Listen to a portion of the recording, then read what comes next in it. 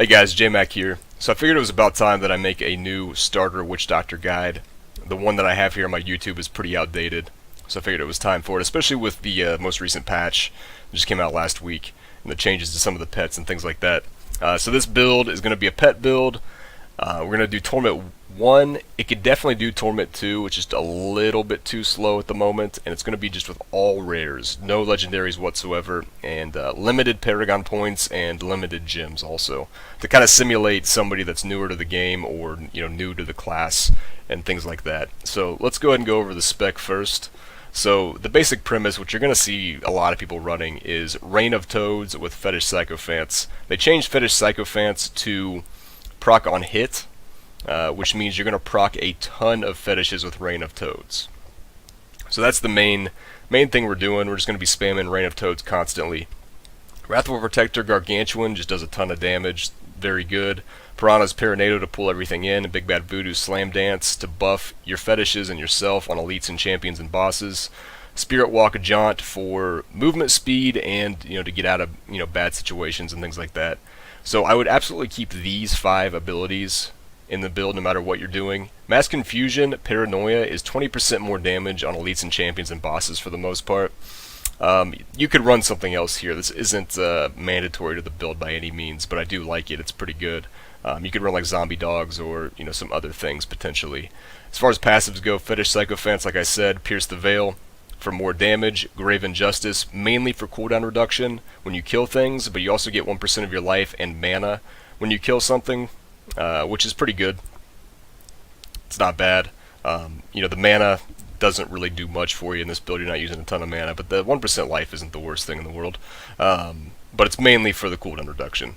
Fierce Loyalty is the 4th passive. Now again, with the passives, you're not going to drop either of these or this.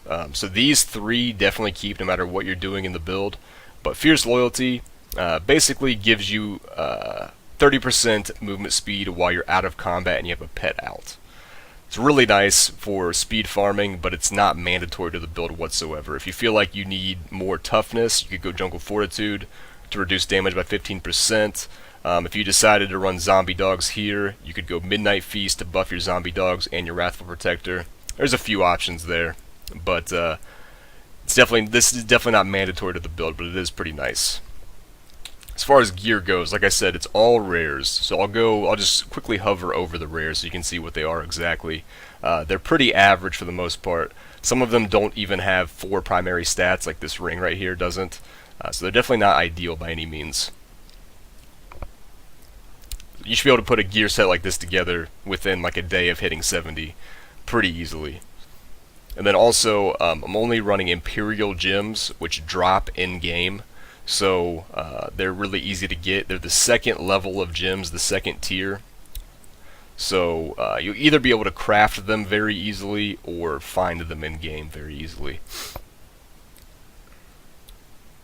So that's the gear. So a lot of times in most builds, you want to roll something like percentage damage to a specific skill. So for instance, like Plague of Toads damage on your offhand. The reason that I don't do that in this build is because the majority of your damage is from Fetish Sycophants, which you can't buff, by a percentage skill on your gear. Fetish, like if you got Fetish Army percentage damage on your gear, that wouldn't affect the passive. So I tend to go for toughness stats instead. So for instance on this, I decided to roll Vitality opposed to... The only thing I could think to roll would be either Plague of Toads damage or Gargantuan damage, but either one isn't really going to be that great. But I guess if you find you have enough toughness, you could always roll one of those to get a little bit more damage potentially.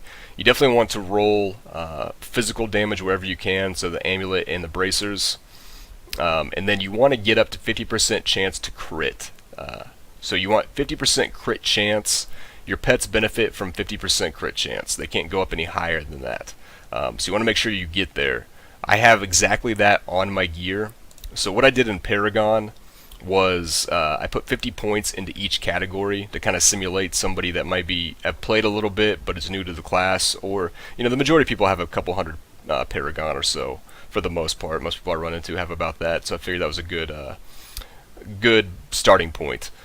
So like I said, if I wasn't at 50% chance to crit, I would get as much crit chance as I needed first and then go crit damage, but I have that already, so I went crit damage first. So that's the way you should do that. As far as your core stats, I've got 12% movement speed on my boots, so I went 13% here because 25% is the max on sheet that you can get. And then intelligence after that. Defense, I went life percentage, just because it's scaling the best with the gear that I have at the moment. A lot of times life percentage or all resist scale better early on, and then armor percentage scale better later once your gear's a little bit better and you have more armor. But play around with life percentage and all resist and see how it feels. And then life on hit and your utility first. And then you would go area damage next, unless you need gold. If you really need gold, you can go gold find next, I suppose. So that's that. Let's go ahead and just like go kill Gomb real quick, just to show the build real quick.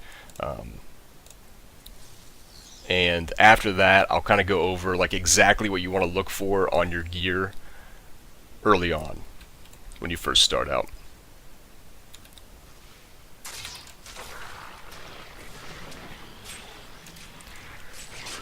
So whenever there's like 4 or 5 targets for Reign of Toads, fetishes spawn very quick. Like I've already got like 6 or 7 fetishes out right now. So if you can like gather them up with Paranado and drop Rain right on top of like 6 or 7, I mean look at that. I've already got pretty much an army of fetishes out doing work.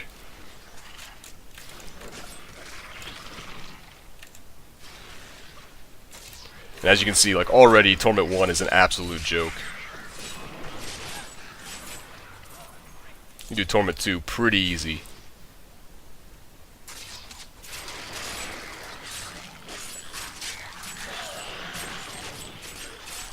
Actually, here, let me do this just to simulate not having this stuff on my Templar. This is not going to make a difference whatsoever, but just for the sake of not having any legendaries on anything, I'll do that.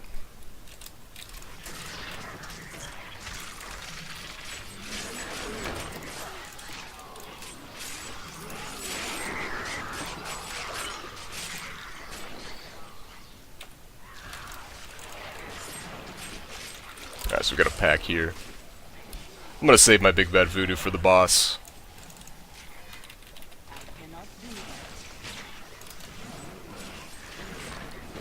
It would be close to impossible to die on Torment 1 with the setup that I'm running at the moment. As you can see, once you get out of combat, that Fierce Loyalty speed buff kicks in pretty quick, and it's really nice. I mean, you're really fast. Getting from pack to pack, or if you have to backtrack and things like that, it's really, really good.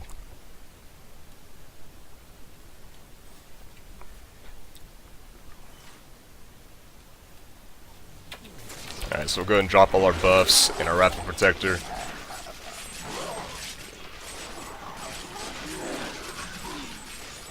So, I mean, Gomb dies in like 10 seconds on Torment 1 with average rares. It's pretty good. We'll go ahead and jump over to here real quick, kill a couple more champions and elite packs. Just real fast, show a little bit more gameplay.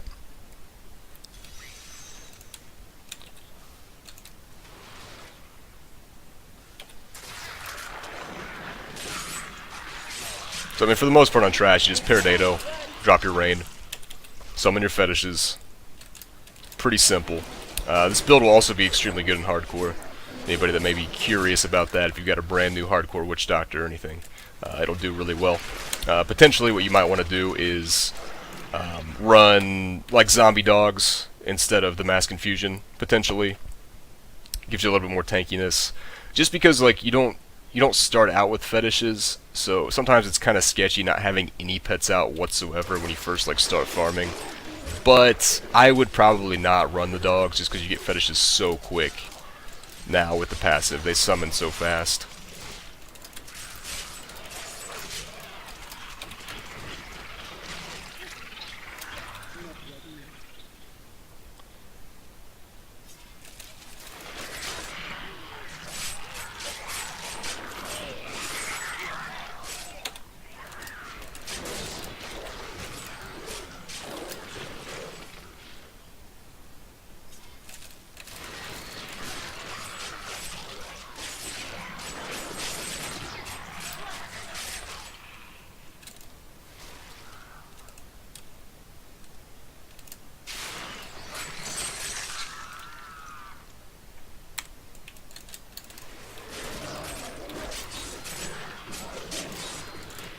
we can find one more champion or elite pack here real quick. Maybe.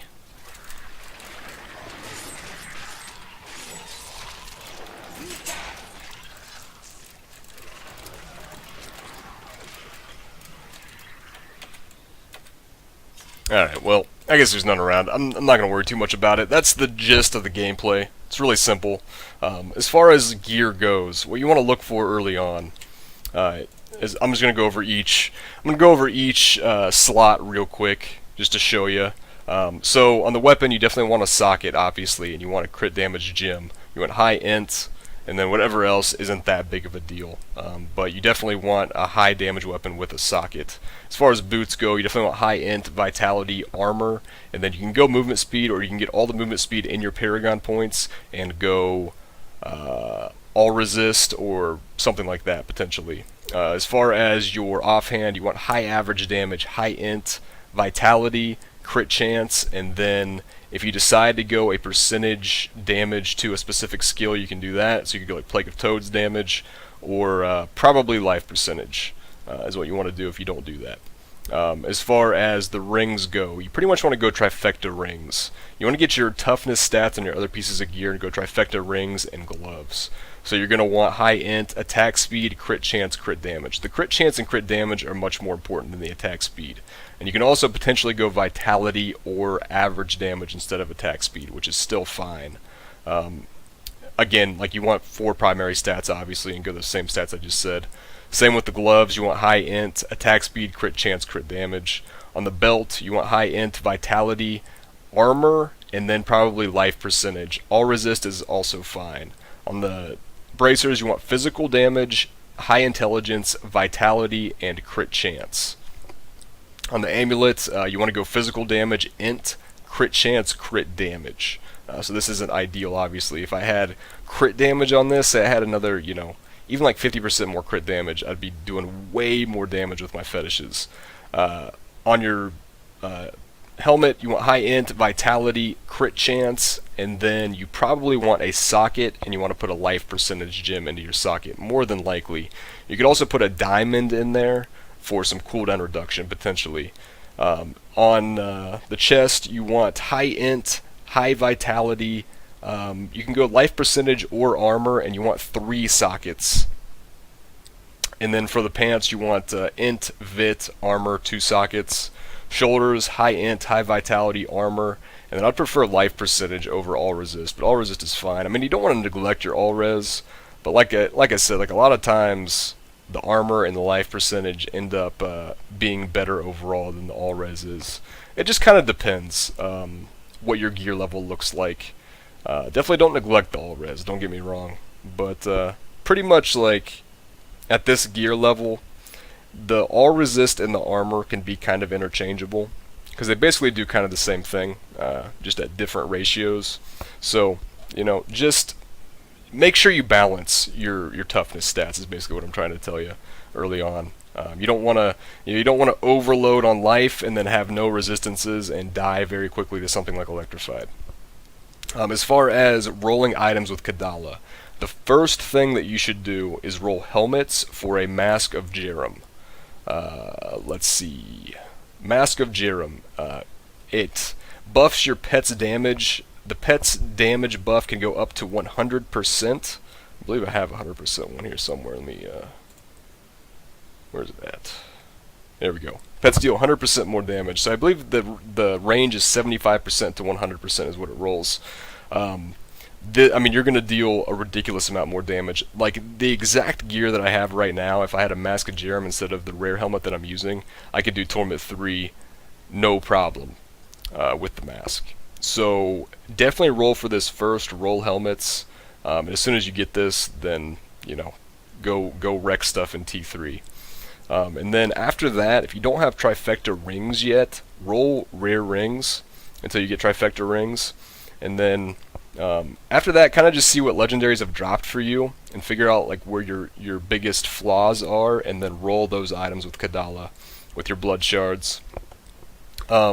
Potentially, you can start rolling for Tasker and Theos, which are also extremely good and are going to buff your damage by a ton.